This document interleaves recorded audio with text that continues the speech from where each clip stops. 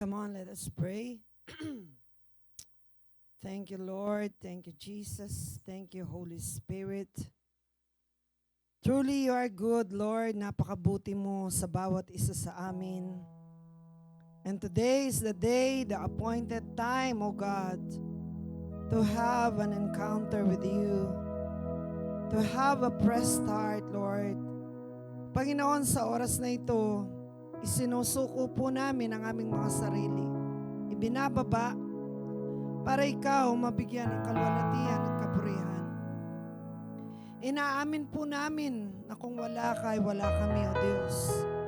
At sa oras na ito, buksan mo ang puso ng bawat isa sa mayong mga anak. Kasama na po yung mga nanonood online, Lord. I pray in the name of Jesus na ikaw ang maranasan ng bawat isang anak mong nandito, maging sila na nanonood sa online. Holy Spirit, kayo po ang aming wine-welcome at inaayaan na siyang kumilos sa aming kalagitnaan, O God. Hipuin mo ang bawat isa sa iyong mga anak. Mangusap po kayo. Let the convicting power flow in this place, O God.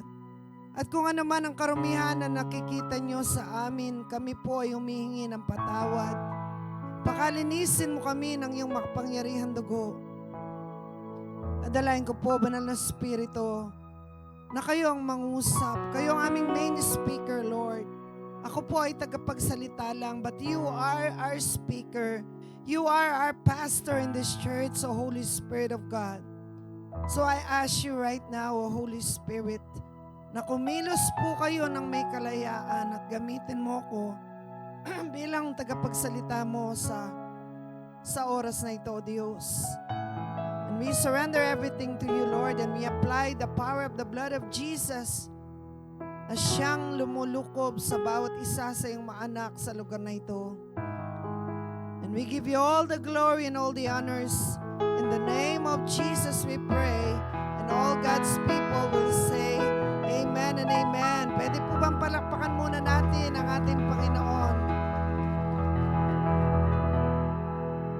Magandang umaga po sa bawat isa at kami po ay malugod na makasama kayo, lalo na po sa ating mga bisita sa oras na ito. Pwede bang sabihin mo sa katabi mo, magandang umaga sa iyo? Batiin po natin. Amen? Okay, sa umaga pong ito, tuloy-tuloy na po tayo sa topic natin. Our topic for today, pakiano po yung aking PowerPoint. Ang title niya is Building a Relationship with God. Now, when we're talking about relationship, ito po ay ugnayan, maybe sa mag-asawa, sa magulang, sa mga anak, sa kaibigan. But today we're going to talk about building a relationship with God. Ang sabi po sa next slide, my relationship with God is my number one focus. I know that if I take care of that, God will take care of everything else. Alam po natin na sa bawat araw ng buhay ng bawat isa sa atin, ay marami po tayong pinagdaraanan. It's either mga challenges, mga problema sa pamilya, problemang mag-asawa, problema ng magulang sa mga anak, or anak sa magulang, problema sa magkaibigan, problema sa kasama sa trabaho, problema sa kasama sa church. And everything, marami po tayong mga challenges na inaharap sa araw-araw ng ating mga buhay. Subalit alam po ba ninyo na pag hindi ayos ang relasyon natin sa Diyos, ay talagang lumalabas ang mga problemang ito. Hindi ko sinasabing hindi na natin mararanasan yung mga challenges na ito, but if we're going to have a right relationship with God, lahat po ng mga mangyayari pa sa ating mga buhay, sabi niya, I know that if I take care of that, God will take care of everything else. Sino pong naniniwala dito na hawak kayo ni Lord? Magsabi ng Amen. Amen. Hindi lang ikaw, pati ang pamilya mo. So, we need to have a right relationship with God because pag hindi po maayos ang ating relasyon sa Diyos, lahat po yan parang domino effect. Magkakaroon ng hindi pagkakasunduan sa tahanan, magkakaroon ng hindi pagkakasunduan sa mag-asawa, sa magpapamilya, everything. Talagang hindi po nagiging maayos. And you will come to the point na parang pagod na pagod ka na sa pakikipag-battle mo because you are on your own. Wala kang kasama. Na po. That's why we need to have a right relationship with God kasi yun po ang number one na kailangan ng tao. Now, how can we build a personal relationship with God? Now, remember, ang nilalang ng Diyos ay hindi po relihiyon, but He created a right relationship. So, number one, how to build a personal relationship with God? Number one, understand that God created us to have a personal relationship with Him. Naniniwala po ba kayo na nung nilalang ng Diyos si Adan at si Eva, ay hindi po niya binigyan, o ikaw eto ang relihiyon mo. Hindi po ganon. When God created Adam and Eve, nag-establish ang Diyos ng isang matinding personal na relasyon sa kanila. Kaya lang po, ang nangyari, ito ay naputol nung magkasala si Adan at si Eva, kaya kinakailangan natin ng tagapagligtas. Now, having a personal relationship with God is simply a way of getting to know Him intimately. When you're developing a relationship with someone, you take the time to observe the things that brings them joy, the people they treasure, their perspectives and standard. You learn what they love, what they hate, and the why between each of those instances. The more you understand and consider those aspects of who they are, the more intimate your relationship becomes. The same is true for our relationship with God. So sabi po dito, having a personal relationship with God is simply knowing Him intimately. Kapag may ugnayan po tayo sa Diyos, at nakatatak sa ating kaisipan na ang gusto ni Lord ay ikaw. Sabihin mo sa katabi mo, ang gusto ni Lord ay ikaw. So God wants you. Tayo ang gusto ng Diyos, ang ating ugnayan sa Kanya. Kahit sino pang magulang natin, kahit saan pa tayo nanggaling, kahit ano pa ang kasalukuyan nating buhay ngayon, God wants you. Can I hear an amen? Ang gusto ng Lord ay tayo. Because God created man for one purpose, and that is to have an intimate relationship with Him. Kaya kung babasahin niyo po ang Genesis chapter 3 or Genesis 1, paakyat po sa chapter 2, chapter 3, you're going to see na nung nilalang ni Lord si Adan at si Eva, ay meron silang ugnayan on a daily basis. Kinakausap nila ang Diyos. Nandun sila sa paradise, but they have a communication. Ano po? So when we have an intimate relationship with God, ang ibig pong sabihin nito, alam mo kung ano ang gusto ni Lord. Now, ang tanong, alam po ba natin kung anong gusto ni Lord sa buhay natin? Lahat po ng nakakaalam kung anong gusto ni Lord sa buhay mo, magsabi ng amen. Ang number one na gusto ni Lord sa atin ay may balik yung ating ugnayan sa Diyos. Kasi ito po'y nawala nung nagkasala si Adan at si Eva. Ang nais ng Diyos ay makilala natin siya in a more deeper way. Yung mas malapit. Kung sa kasalukuyan, kilala mo na si Lord, gusto niya, mas kilalanin pa natin siya. So when you know God more intimately, nalalaman mo, eto pala yung gusto ng Panginoon. Ayaw ni Lord ito. So you begin to communicate with God.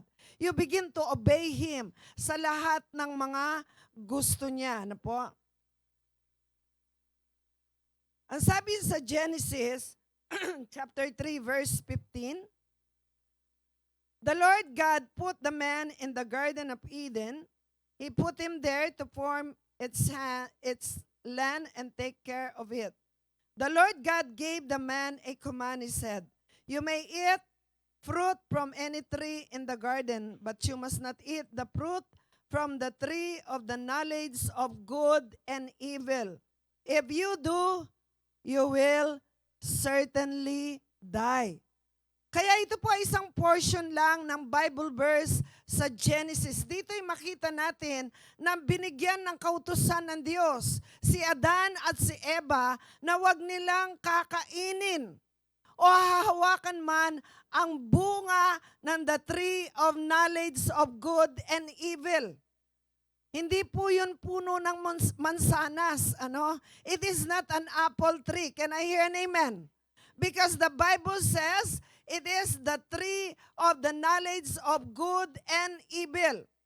At ano ang consequences? Pag ito ay hinawakan nila, kinain nila. Ang sabi ng Bible, if you do, you will certainly die. Sayang, no? Dapat nandun tayo sa paradise ngayon. Hindi tayo namamatay. Nag-enjoy lang. Hindi mo kailangan magtrabaho ng grabe ngayon na pagtatrabaho. Puya dito, puya doon. Dapat nanganganak yung mga wife o yung mga babae na hindi nahihirapan. Walang kahirap-hirap doon. Nandun lahat. God, everything is provided. But because of the sin of our first parent, nawala po lahat yun.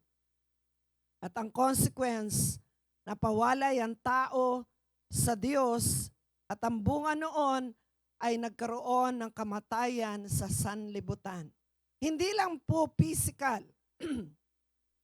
It includes it includes your spiritual relationship with God. Yun po, naputol yun. That's why it is very important na may balik yun. That's why ang number one is to understand na nilalang tayo ng Diyos, hindi para maghirap ka dito sa mundo, hindi para magkaroon ka lang ng reliyon. No, God created us so that we can have an intimate relationship with God. Now, I would like you to read with me in Psalm 139 verse 13. Ang sabi niya dito, for you created my inmost being. Sige po, basahin natin sabay-sabay. You knit me together in my mother's womb. I praise you because I am fearfully and wonderfully made. Your works are wonderful, I know that full well. My frame was not hidden from you when I was made in the secret place, when I was woven together in the depths of the earth. Your eyes saw my unformed body. All the days ordained for me were written in your book before one of them came to be. How precious to me are your thoughts, O God. How vast is the sum of them. Were I to count them, they would outnumber the grains of sand. When I am awake, I am still with you. Pwede bang palakpakan natin si Lord? Alam po niyo, amazing si Lord. Hindi ba? Yung pagkakalika niya sa atin.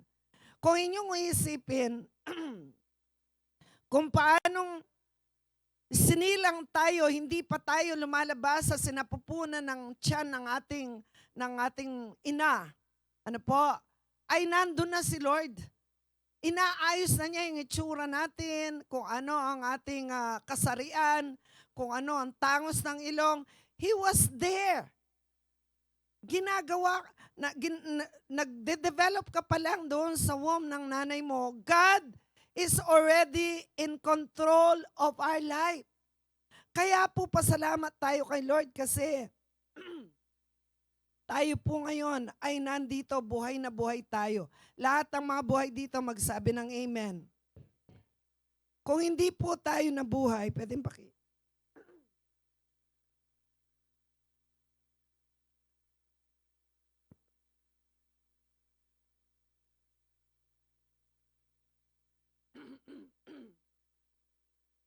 So kung ito po ay inyong i-observe,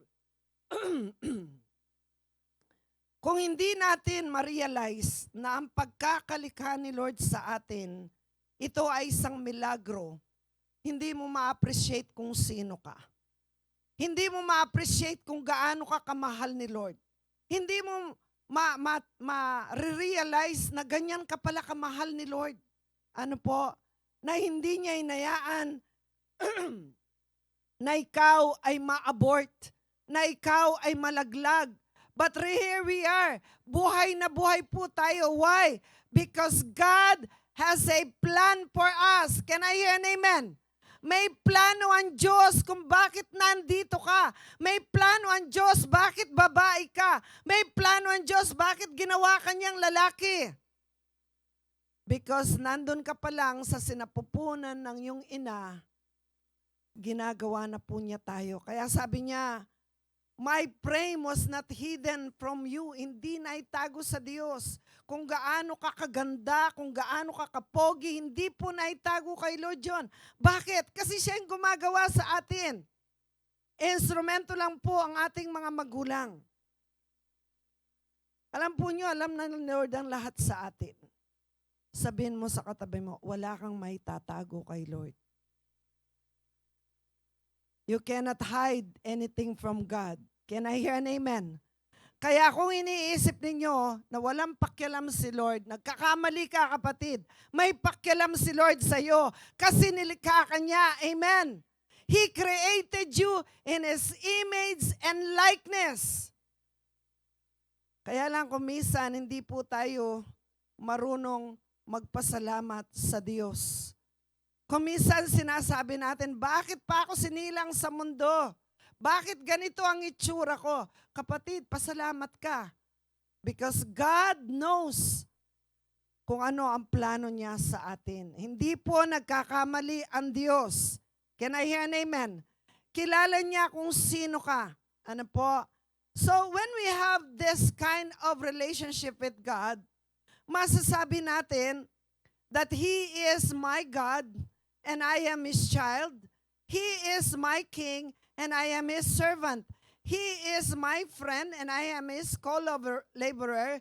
He is my shepherd, and I am His sheep. Masasabi na ba natin na, you are my God, at ako ay anak mo. Lahat po ng mga anak ng Diyos dito ay magsabi ng amen. If you are a child of God, then that is the starting point of having a relationship with Him. He becomes your king. You become His servant. He becomes your friend. And you become His co-laborer. And He becomes your shepherd. And you become His sheep. Mga kapatid, paano ba tayo magkakaroon ng isang personal na relasyon sa Diyos? Kailangan naunawaan po natin na hindi relihiyon ang kailangan natin. Ang kailangan ni Lord ay magkaroon ka ng ugnayan sa Kanya. Kung yan ay naputol dahil sa kasalanan, kayang-kayang ibalik ni Lord yan. Amen. God can do miracles. Kung sa palagay mo, Lord, parang hindi na po ako karapat-dapat. Kaya mo pa ba akong tanggapin, Panginoon? Sa kabila ng mga kasalanan ko, sa kabila ng mga nangyari sa buhay ko, sa kabila ng mga pagkakamali ko, Lord, kaya mo pa ba akong tanggapin? The answer is 100% yes na yes. Can I hear an amen? Sabihin natin, yes na yes. Because the Lord is a loving Father. Tayo lang naman po ang ayaw lumapit sa Kanya kasi iniisip natin hindi tayo karapat-dapat. Talaga pong hindi tayo karapat-dapat. But by the grace of God, by the power of the blood of Jesus, ay meron po tayong kakayanan o karapatan na lumapit sa ating Diyos dahil sa ginawa ng ating Panginoong Hesus sa atin. Amen. So naintindihan na po ba natin na kailangan nating magkaroon ng tunay na relasyon sa Diyos? Lahat po ng nakakaunawa ay magsabi ng amen. Number 2, be honest that you are looking for true love. O, umamin na po tayo. Lahat ng nagdi-desire na may magmahal sa kanila, magsabi ng amen. Bakit yung iba, ayaw niyong may magmahal sa inyo? Hindi lang naman about love life yan na relasyon sa magkasintahan, sa mag-asawa. There are people who love us. Amen. Meron tayong magulang na nagmamahal sa atin. Meron tayong mga kasama sa church. Yung cell leader mo, mahal na mahal ka niyan. Can I hear an amen? Ikaw lang naman ang nakakalimot sa cell leader mo. Diba? But our leaders, they love us. Your pastor, kami pong mga pastor ninyo, mahal po namin kayo. No? So, we have to be honest that we are looking for love. Kaya lang ang problema, we're looking for love on the wrong people. Yung mga taong sasabihan ka na, hello, hi, sasabihin sa'yo, tapos tinext-text ka na. Pwede bang tayong dalawa na? Sabi niya, 2 days lang po or 1 day lang. 1 day lang sa text, no? Sige na, sagutin mo na ako. Abay, meron po bang ganong klaseng pag-ibig na sa text-text lang sasabihin niya, I love you. Mga sinungaling po yun. Agree po ba kayo? Hindi po nadidevelop ang pag-ibig sa loob ng isang araw. Kaya nga, there are people na nagkakamali sila. They enter into a kind of relationship.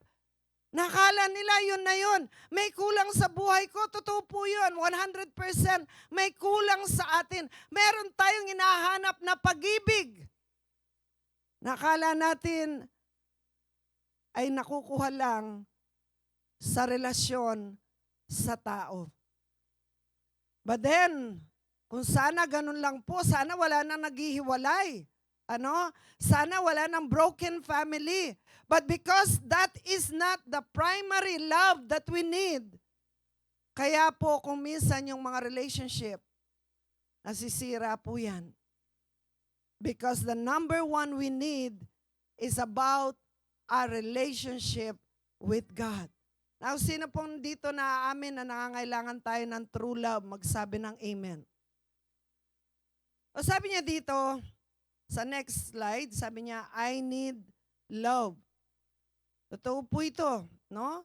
Because all of us ay nilikha ng Diyos sa kanyang wangis, and there are vacuum in our heart na kailangan po natin ng pag-ibig. But then, sabi niya, Christ is the only answer to the emptiness of your heart. Nakakalungkot po na akala natin pagka nag-involve tayo sa isang relationship, nagkaroon tayo ng kasintahan, nagkaroon tayo ng asawa, akala natin yun na yun. But then you will observe, if Christ is not the center of that person or that relationship, kung wala si Jesus sa relasyon na yon, may tendency po na ito ay mawasak. And then sasabihin nila, hiwalay kung hiwalay. Nung wala siyang asawa, wala siyang hinto sa kakapanalangin na magkaroon siya ng asawa, and then nung nag-asawa siya, gusto naman niyang makipaghiwalay. Wala talagang satisfaction ng tao. Agree po ba kayo, church? Yung wala namang asawa, gusto nila magkaasawa. Yung may asawa, gusto namang makipaghiwalay. Saan na tayo, mga kapatid? Why? Because what you are looking for is true love that only Christ can give. Can I hear an amen? Ang tanging makakapagbigay ng tunay, yung po talagang genuine, talagang hindi peke, ay yung pag-ibig ng ating Panginoong Hesus. Sabi niya dito, John 15:13, basahin po natin. Greater love has no one than this, to lay down one's life for one's friends. Mga kapatid, sino po ba ang nagmahal na kagaya ng pag-ibig ni Jesus. Yung boyfriend mo, yung girlfriend mo, yung asawa mo, I believe only the love of Christ can give us this true kind of love that we are searching. Mga kapatid, kung si Jesus ang siyang nasa sentro ng ating buhay at siya ang ating true love, ilalagay mo sa Facebook in a relationship. Wala ka namang boyfriend, wala ka namang asawa. Di ilagay mo in a relationship with my God. Amen. Yun ang pinaka-best na relationship na pwede po nating unang maranasan. And then the rest will follow. Yung ating asawa, yung ating pamilya, regalo lang po ni Lord yan. Pero ang tunay na nagmamahal sa atin na hindi pwedeng ikumpira sa sino man ay ang pag-ibig ng ating Panginoong Yesus. Amen? Kaya sabi niya dito, sa next slide, eto, basahin nyo. Bago ka kiligin kung kanino man, dapat kay Lord ka muna kiligin. Amen? Sabihin mo sa katabi mo yan. Harapin nyo yung katabi nyo. Bago ka kiligin kung kanino man, dapat kay Lord ka muna kiligin. Amen? Amen po? Palakpakan po natin yung pinakamalakas na palakpak para kay Jesus. Lalo na po ngayon, leap year. Hanggang 29 lang po. Hanggang 29 po ang February ngayon. So, ang sabi nila, sa tuwing 29 ng February, marami daw po ang namimikot. Namimikot sila para lang magkaroon ng karelasyon. And then in the end, nakikipaghiwalay din because it is not a Christ-centered relationship. Kayo pong may mga ka-love life na ngayon, may asawa na kayo, may mga boyfriend, girlfriend na kayo, kinakailangan na ang relationship natin ay nakasentro sa ating Panginoong Jesucristo. Because if your relationship with God is not centered doon sa inyong pagsasama, sinisigurado ko po, hindi kayo makakatagal kapag may mga pagsubok na kayong pinagdaraanan sa buhay. Kaya mga kapatid, if we are going to have a personal relationship with God, aminin mo lang, Lord, parang may kulang talaga eh. Huwag ka nang hahanap na parang yung karelasyon ang magpupuno nun. Hindi po pupunuin ng sino mang tao yan. It is only God who can fill that emptiness na nandyan sa puso mo. And when God fill that emptiness in your heart, punong-puno ka ng pag-ibig na pwede mong ibigay sa iba. Amen? How can you give love to others kung ikaw mismo hindi mo pa nararanasan ang tunay na pag-ibig ni Lord? That's why we need to be honest. Ano po? Maging totoo po tayo na malungkot ko po, Lord eh. Malungkot po ako. Kapatid, pag si Jesus ang nasa puso mo, the joy of the Lord will be your strength. Amen? Kung sa kasalukuyan, wala kang ka-Valentines, wala kang karelasyon, si Lord ang unahin mo sa buhay mo. Amen po ba? Si Lord ang unahin mo. You make your priority yung relasyon mo sa Panginoon. At sinisigurado ko, hindi ka malulungkot because Jesus will give you joy. Number three, accept God's unconditional love and repent for any sins. Naalala niyo po yung sinabi ko kanina na napahiwalay ang tao sa Diyos because of the sin of Adam and Eve at yung mga kasalanan na ginagawa natin ngayon. Kaya paano nating maibabalik yung relasyon na yon? Kailangan tanggapin mo ang pag-ibig ni Jesus sa iyo. Can I hear an amen? Alam niyo po ba kung gaano tayo kamahal ni Lord? Hindi mo kayang ikumpira yung unconditional love ni Lord. Hindi mo kayang bilhin yan because it is a free gift that God has given to us. So mga kapatid, if you want to have this kind of relationship, you need to accept the unconditional love of God. At kung may mga kasalanan po tayo, lumapit tayo sa Diyos. Humingi tayo ng patawad at patatawarin po tayo ng Panginoon. Ang sabi niya dito, kung si God ang mamahalin mo, hindi ka nasasaktan, hindi ka pa iiwan. Can I hear an amen? Kung si God ang mamahalin mo, hindi ka nasasaktan, hindi ka pa iiwan. Meron po mga kapatid dito, iniwanan ng boyfriend, iniwanan ng girlfriend, ano? Kasi naman, one day lang ang relationship nyo. Hindi mo magtatagal yun, di ba? Meron mga nandito na iniwanan ng asawa. Sumakabilang bahay, buhay pa naman, sumakabilang bahay. Ano po? So, in reality, only the love of God will stay forever. Ang pag-ibig lang ni Jesus ang siyang mananatili sa atin na hindi tayo iiwan kahit iniwan na tayo ng mga tao sa ating paligid. To be loved by God is the highest relationship. Na po. So, yung pag-ibig ng Diyos, ito po yung pinakamataas na relasyon na kailangan nating maranasan. Number 1, admission. We must admit that we are sinners and in need of a Savior. Pakiano na po yung slide ko. So how can we accept the unconditional love of God? We need to admit that we are sinners and in need of Savior. Aminin po natin na kailangan natin ng tagapagligtas, na tayo'y mga makasalanan. Ano po? Ang sabi sa Romans 3 verse 23, for all have sinned and come short of the glory of God. Pakipalo po ako. Okay, yan po. Sabi niya, for all have sinned and come short of the glory of God.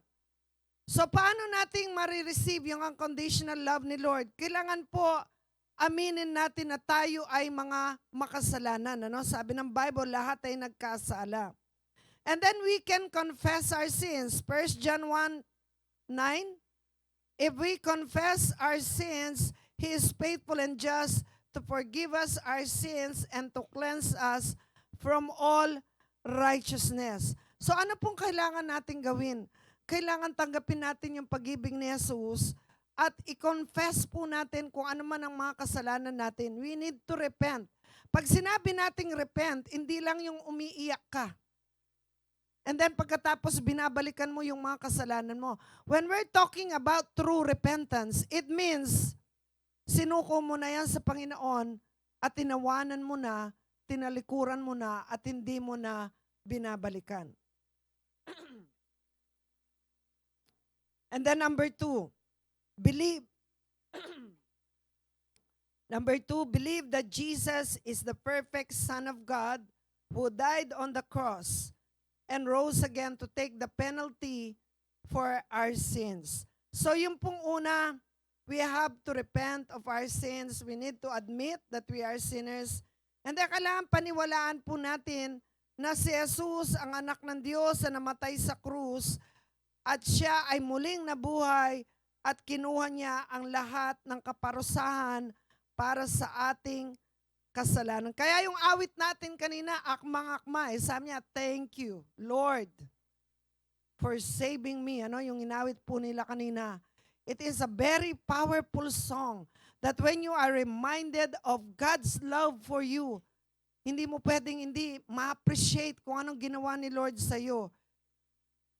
Sabi sa John chapter 3 verse 16, for God so loved the world that He gave His one and only Son, that whoever believes in Him shall not perish, but have eternal life. Memorize po ba natin ang verse na ito, mga kapatid?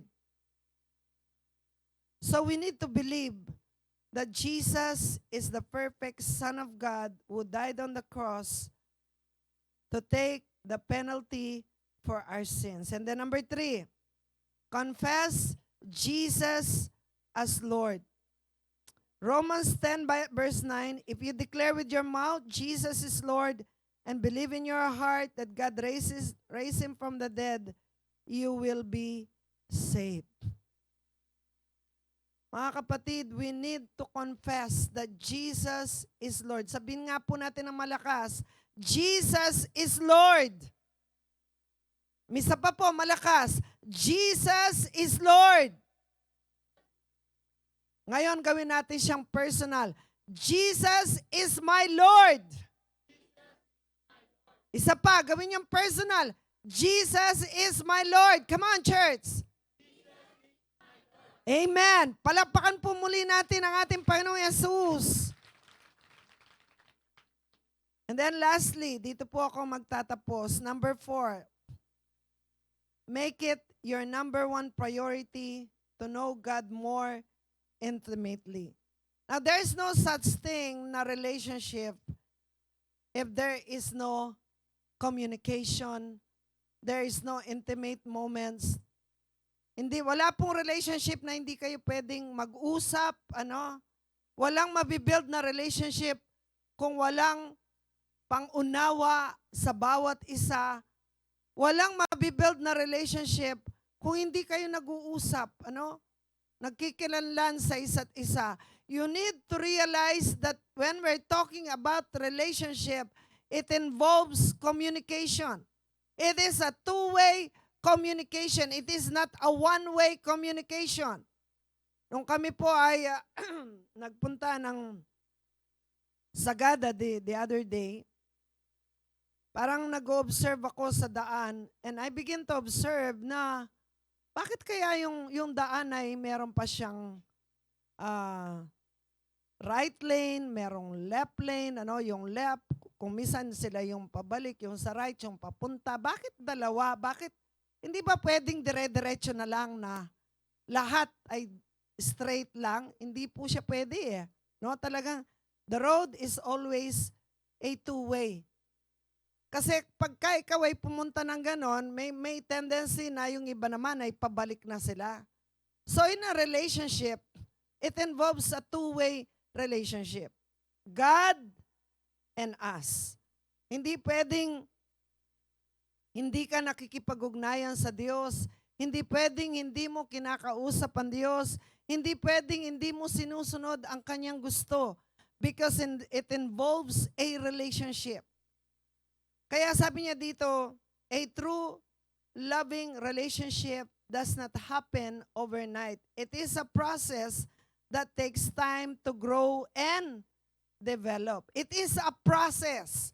Kaya po sabi ko kanina, pag sinabi ng isang lalaki sa isang dalaga na isang araw pa lang silang nagkakilala, or let's say 1 month na, and then sinabi niya na, alam mo, I love you.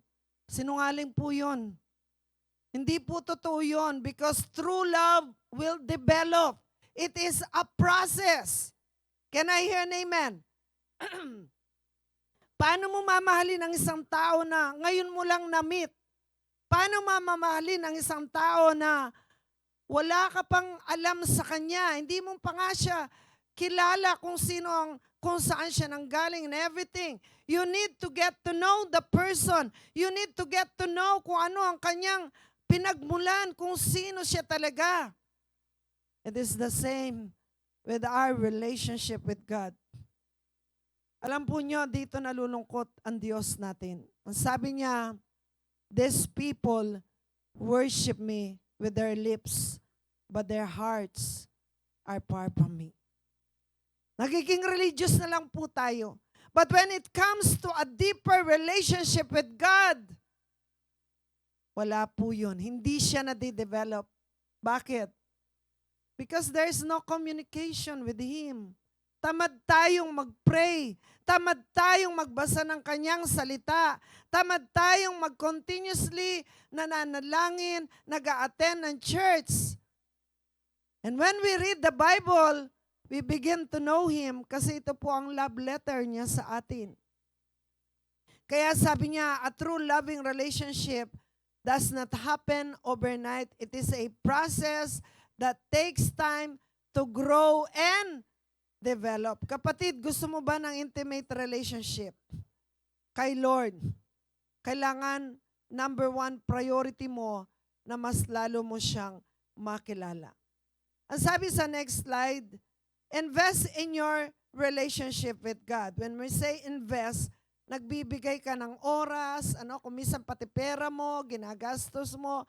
Kasi nung nagpunta kayo dito, definitely, po kayo ng pamasahe, gumamit kayo ng gasolina, nagkarga kayo ng gasolina. So you spend time in going to the church. And that is good. Can I hear an amen? Because you are investing for eternity. Ito yung klaseng kayamanan sa langit na walang pwedeng kumuha kahit magnanakaw. And when you invest in God's kingdom, you will have it eternally. Ano po? So we need to invest in our relationship with God. Next slide, sabi niya, to strengthen our relationship with God, we need some meaningful time alone with Him. Mga kapatid, sino pong nandito na nagkakaroon na kayo ng panahon sa pananalangin, sa pagde-devotion? We must make it as our number one priority. Can I hear an amen? So let us read in Luke chapter 6 verse 12. Jesus is our role model. Sabi po sa Luke chapter 6 verse 12, one of those days, Jesus went out to a mountainside to pray and spend the night praying to God. Mark 1:35, very early in the morning while it was still dark, Jesus got up, left the house, and went off to a solitary place where He prayed. Si Jesus po ang ating modelo when it comes to intimacy with the Father. Maagang-maaga pa ay nag-spend na po siya ng pananalangin, And then kung minsan, nag-spend siya ng nighttime praying to God. So talagang Jesus is our role model when it comes to intimacy with God. Binibigyan niya tayo ng example na hindi natin pwedeng pabayaan ang relasyon sa Diyos. You need to communicate. You need to pray. Sabi niya, within such private prayer, one can gain a sensitivity to the movements of the Holy Spirit, thereby becoming alert to the ways in which God is leading one to a particular calling or task. Mga kapatid, gusto ba ninyong lalong maging malalim ang inyong ugnayan sa Diyos? You have to start living a disciplined life. You need to spend time in worshiping God. You need to pray and listen to God's voice. Ano po? Next slide na yan, okay. You need to read and obey His love letter to us, the Bible. When was the last time that you spent time with the Lord in your quiet time? When was the last time that you prayed and listened to God's voice? Baka naman ikaw lang yung salita ng salita. Hindi mo inaayaan na mangusap ang Diyos sa iyo. When was the last time that you enjoyed reading God's Word? Kung minsan ngayon, mas nag-enjoy pa tayong nanonood ng mga reels. Hindi mo mapigil. Pag nagumpisa ka sa isa, may kasunod na naman. And then meron na naman papakita ang isa na nag-enjoy tayo. But when it comes to reading the Word, are you enjoying reading the love letter of God? Can I hear an amen? Sino po nag-enjoy dito sa pagbabasa ng Bible, magsabi ng amen? You need to enjoy. You need to invest in the kingdom of God. You need to invest in yourself. Kailangan mag-invest ka sa sarili mo. Mag-invest ka ng oras. Kasi po kung hindi natin gagawin yan, wala pong madidevelop na relationship. And then, grow with others. Regularly attend church services, be part of a care group. Find ways to connect, encourage, and grow with other Christians. Mga kapatid, you want to have a more intimate relationship with God. Kasama po dito yung regular na pag-a-attend sa church. Yung regular na pag-a-attend ng ating mga care groups. We find ways to connect and grow with other Christians. Sino po ang masaya dito na meron tayong church? Magsabi ng amen. Pwede bang palakpakan natin ang Panginoon sa church na ito? This is a church where we feel love. Hindi po siya isang church lang, but this is your family. This is your spiritual family. Ako po sa totoo lang, siyam kaming magkakapatid at ako yung bunso. But during the time that I am growing, silang lahat ay halos nagpunta na po ng Amerika at naiwan ako. I feel so alone. Wala sila lahat. Yung iba kong kapatid na dalawa ay namatay na po sila. But deep inside me, pag birthday ko, hindi man po nila ako nag-greet. Wala po kaming gaanong communication kasi I was only 6 years old lang ako nung sila'y nagpunta na sa Amerika. So, even during this time, I'm trying to connect to them pero hindi na po na-develop yung aming relationship. Wala eh. One way lang eh. Ako lang nakikipag-usap eh. Hindi sila nagre-return. That's why in our relationship with God, sa ating pong church, nagpapasalamat ako kay Lord kasi dito mas marami akong mga kapatid at magulang. Amen. Dito maraming nagmamahal. So, it is very important that we are a part of this church because here we can feel the love of God through our brethren. Nandito po yung pagmamahalan. Hindi ko sinasabing perfecto po ang church natin because there is no such thing as a perfect church. Can I hear an amen? Kung titingin kayo sa mga kamalian dito sa church, marami po kayong makikita. The same with other churches. Pero doon pumapasok yung pag-ibig ni Jesus. Because when the love of Jesus is in our hearts, nabubura na po yung mga nakikita nating mga negative. Why? Because we can see through the eyes of Jesus. Mga kapatid, sa ating pagtatapos, ito po yung prayer ko sa bawat isa sa atin. Mahubog tayo, ma-develop yung ating intimate relationship sa Diyos. Hindi pa po huli. Kung ikaw ay nandito at dati ka ng Kristiyano and then nagkaroon ka ng portion in your life na nag-backslide ka, napawalay ka sa Diyos, this is the most important time that we can go back to God. Pwede tayong lumapit sa Diyos. Pwede tayong humingi ng patawad sa Kanya. We can go back sa ating first love kung yan ay nawala. Tandaan mo ito. Ang gusto ni Lord ay ikaw. Ikaw at wala nang iba pa. God wants you. Gusto ka ng Panginoon. Gusto niya na ma-develop yung fatherly love mo sa Kanya. If you are here for the first time, at salamat sa Diyos, may nag-invite po sa atin, hindi aksidente na nandito ka, kapatid. God made it your destiny to be here. Inalaw ni Lord na nandito ka kasi mahal ka niya. Amen. Inalaw ni Lord na nandito ka ngayon para baguhin ang buhay mo. Inalaw ni Lord na nandito ka para gumaling ka. Kung anumang klaseng sakit meron tayo, Jesus is here. Amen. Jesus is Lord. Jesus is our healer. He can heal you. Ano man ang klaseng sakit na meron ka, maybe you are sick spiritually right now. Feel mo down na down ka. Feel mo ang dumi-dumi mo. Malayo ka sa Panginoon. Jesus is here. Kayang-kaya kang baguhin ng Diyos. Kayang-kaya kanyang linisin sa lahat ng karumihan na nagawa ng kasalanan sa iyo. If you are sick emotionally, nagkakaroon ka ng emotional pain dahil sa mga tao na nakit sa iyo. Maybe nasaktan ka hanggang ngayon, bit-bit mo ang pain na yan. Jesus can heal you emotionally. Kaya niyang baguhin ang anumang nararamdaman mo. If Jesus forgive, bakit hindi po tayo magpatawad sa mga taong nakagawa ng masama sa atin? If you are sick physically, kung meron kang sakit sa iyong katawan na parang napaka-imposibleng gumaling ka, now remember this. With God, nothing is impossible. Huwag kang mawawala ng pag-asa. Parang feeling mo, ang tagal-tagal ko nang nagpipray, Lord, para sa sakit kong ito. Bakit ang tagal-tagal na? Parang hindi mo ako sinasagot. Kapatid, inaalaw ni Lord ang sufferings na yan para ma-develop yung tiwala mo sa Kanya.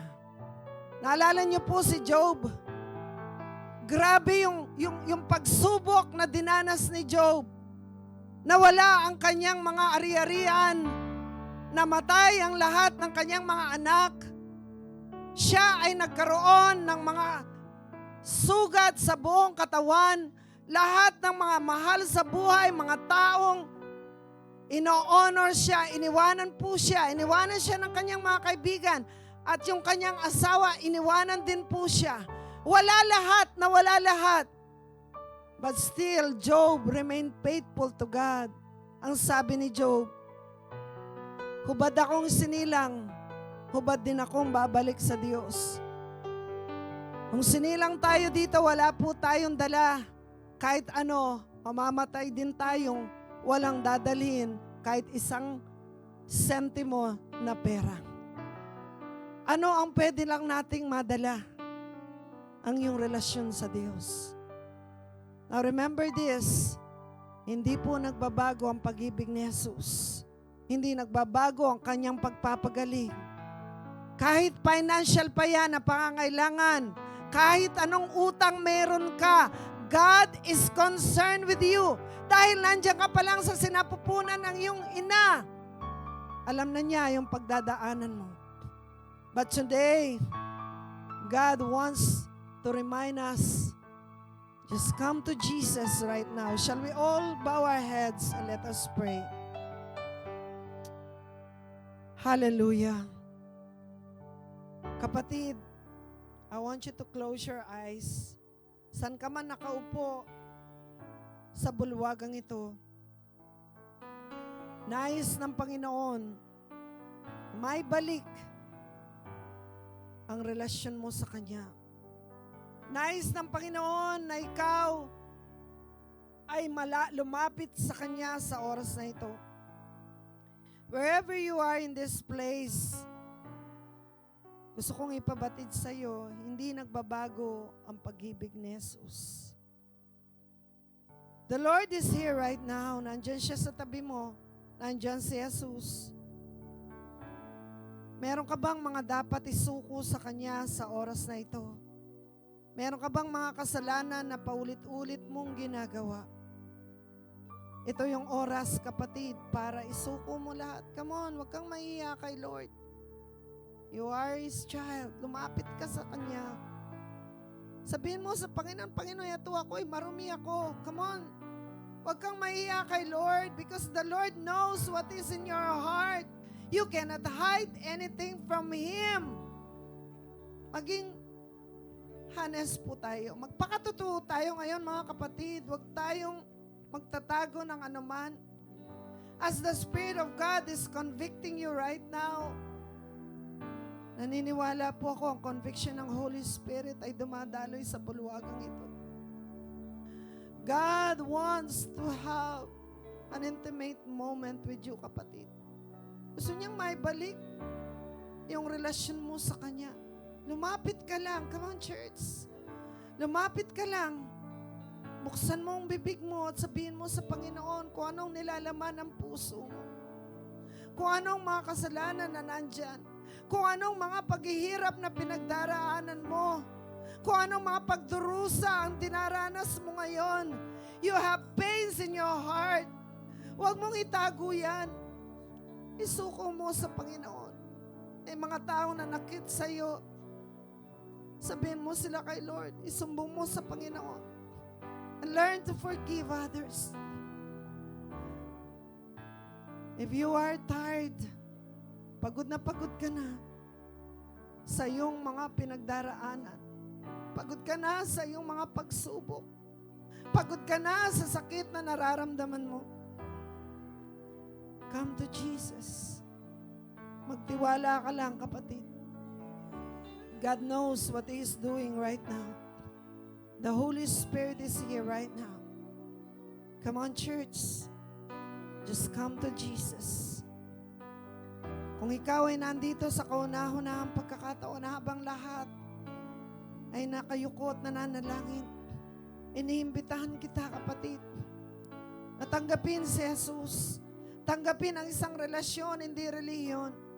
Si Jesus ang pinipresent ko sa iyo. Siya ang iyong tagapagligtas. Siya ang nagmamahal sa iyo. But you need to accept His love. You need to accept His unconditional love. Sa oras na ito, sino man po kayo, saan man kayo nakaupo sa oras na ito, you need Jesus in your heart. You need to be saved. Sundin mo lamang ang panalangin ito ng pagtanggap sa Panginoon. Panginoong Jesus, Panginoong Jesus, sa oras pong ito, sa oras pong ito, ako'y ako'y lumalapit lumalapit at at tinaamin inaamin na ako na ako ay isang ay isang makasalanan. makasalanan. Humihingi po ako Humihingi po ako ng kapatawaran ng kapatawaran sa lahat sa lahat ng aking ng nagawang aking kasalanan nagawang kasalanan at tinatanggap at kita tinatanggap kita sa aking sa puso aking puso bilang aking Diyos bilang aking Diyos at tagapagligtas na tagapagligtas ng aking buhay. ng aking buhay. Kayo na po Kayo na po ang maghari ang sa akin. maghari sa akin. Isinusuko ko po Isinusuko sa ko inyo po sa inyo ang aking buong ang aking pagkatao. buong pagkatao. Salamat po Salamat po sa kaligtasan sa kaligtasan na binigay mo sa na akin. binigay mo sa akin. Sa pangalan ni Sa Jesus. pangalan ni Jesus. Amen. Amen. Kayo pong nandito na maybe matagal na kayong mga Kristiyano, but you have a special need to the Lord. I want you to open your heart. Just tell it to Jesus right now. At ililid kita, kapatid, sa isang panalangin para manumbalik ang iyong tunay na relasyon sa Diyos. Para manumbalik yung init ng iyong unang pag-ibig. Pwede ba sumunod ka sa panalangin ito? Panginoong Jesus, Panginoong Jesus, muli po akong muli po lumalapit akong lumalapit bilang isang anak bilang mo. isang anak mo. Inaamin ko po, Inaamin ko po, may mga may panahon mga panahon sa buhay sa ko buhay ko nagkaroon ako na nagkaroon ako ng mga kasalanan ng mga kasalanan at lumayo sa at iyo. lumayo sa inyo. Sa oras na Sa ito, oras na ito, muli kong muli nilalapit kong nilalapit ang aking ang sarili. aking sarili. Muli kong Muli binubuksan kong binubuksan ang aking puso. ang aking puso. Panginoong Jesus, Panginoong Jesus, patawarin po ninyo Patawarin ako niyo po ako sa lahat sa lahat ng mga ng kasalanan mga ko, kasalanan ko, sa mga sa pagkukulang mga ko, pagkukulang ko, sa mga sa bagay mga bagay, o mga tao mga tao na inuuna ko na pa inuuna ko kaysa pa sa inyo. kaysa sa inyo. Patawarin po ninyo Patawarin ako po ninyo ako. na parang may relihiyon lang Parang ako, may relihiyon lang pero ang ako. aking Pero relasyon ang sa aking iyo relasyon sa ay iyo napabayaan ay ko. napabayaan ko po. Sa oras na ito, Sa oras na ito, muli kong muli sinusuko kong sinusuko ang aking ang buhay. aking buhay. Baguhin niyo po Baguhin ako niyo po ako sa pangalan sa ni pangalan ni Jesus. Jesus. Amen and amen. Pwede po bang lahat? Pwede po natin kunin ang ating mga tithes and offering. And also one of the challenges that they have is yung faithful stewardship for the next 90 days. Ang ibig sabihin yan, faithful giving for the next 90 days. Ang ibig sabihin, hindi ka papalya. Ano? Talagang you are going to honor God with everything that you have. Sige po, kunin po natin ang ating mga tithes and offerings. Pag-pray po natin yan. Aming Ama, sa umagang ito, kami po ay nagpupuri at nagpapasalamat sa inyo. Salamat po, Panginoon, sa aming 90 Days of Challenge. It is building in us a lifestyle of worship, a lifestyle of reading your word, of devotion, and of giving. Lord, sa umagang ito, Panginoon, nagpapasalamat kami sa pagkakataon. Ikaw ay aming maparangalan sa magitan ng aming pagkakaloob. Dahil po na yung Panginoon Diyos, pagpalain mo lahat po ng mga pagbibigay na kalamang tithes and offerings this morning. Lord, we thank you, we honor you, God. In Jesus' name we pray. Every one of us would say, Amen, Amen. Sige po, palakpakan.